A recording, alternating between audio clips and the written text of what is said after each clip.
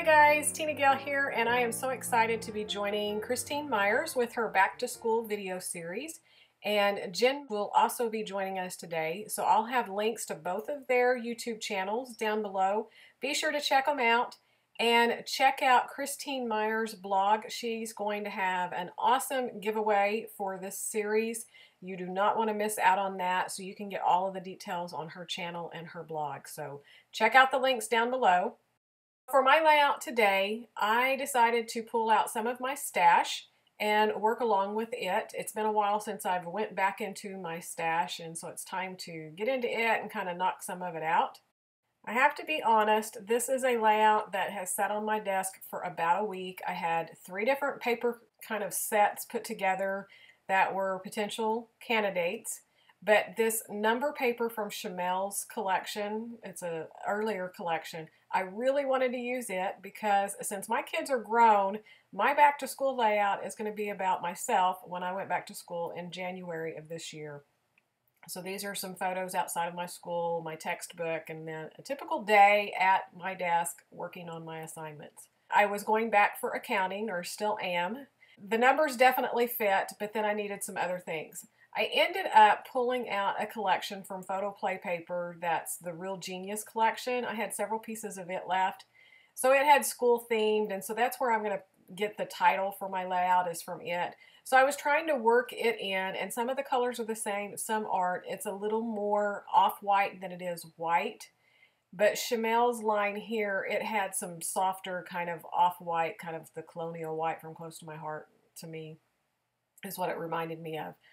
So I could get it pulled together. My first struggle was trying to decide on the layout with the photos. They're all 3 different sizes by the time I cut them down because some were portrait, some were landscape, and I had shrunk them down anyways because I really wanted to use all 3 on the layout.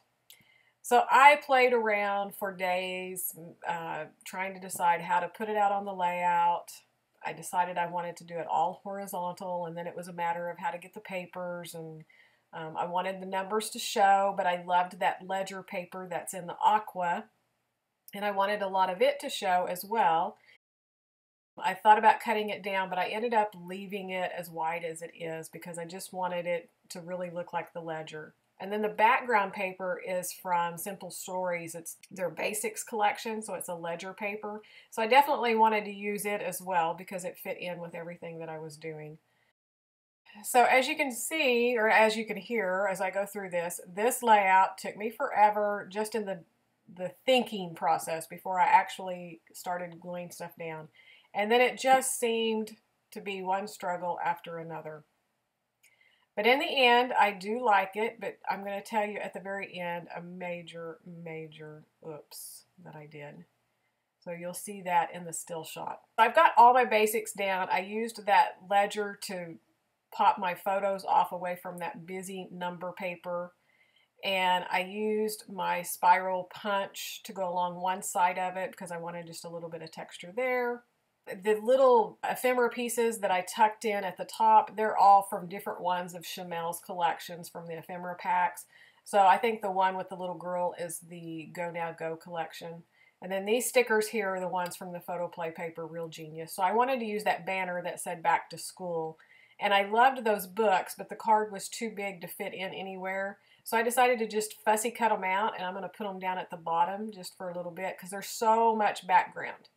And normally I would want that whole horizontal strip up higher on the page, but I really wanted the ledger to be seen and known. I think it could still go up a little bit, which I probably could pull it since everything's on those background papers. I could probably pick it up and pull it up, but at this point I'm just glad the layout's done and it's going in the album. I had the globe. That is one of the transparency pieces that go over a photo. But I had just cut it down. But I didn't like, since I was overlapping the photo, I didn't like how you could see all of that clear acetate. So I just fussy cut around it. And I felt like everything was kind of too much on the other side. And since I wanted to put the books down on the right-hand side, I decided to pick that globe up and put it over to the left. Then when I did that, I needed to kind of shift my photos more to the right because then there was too much space over there. at that point, I really liked how it was kind of balancing out. So now it was just a matter of getting some of the smaller embellishments on. So I pulled out the Go Now Go sticker collection here.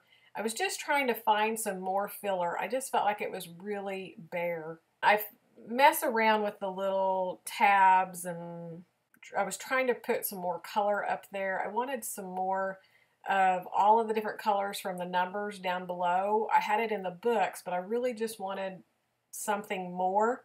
And I had put the school rules down there to try to repeat the brown that was in the title. So I was trying to pull the brown around. That's why I put the wow sticker up there and then used the brown one. But I'm going to end up moving those because I really wanted to pull more of the navy in. So you can see I have that navy arrow down below, and that's what I was trying to do, was to pull more navy down there, because I had fussy cut the one little strip that says let's do this and put it on my book. I'm actually going to move that up onto the globe later when I put more embellishments on. But then I found this sticker that says forget the routine, and I thought that was perfect because going back to school 40 hours a week definitely threw my routine out the window. I had no time to scrap, nothing.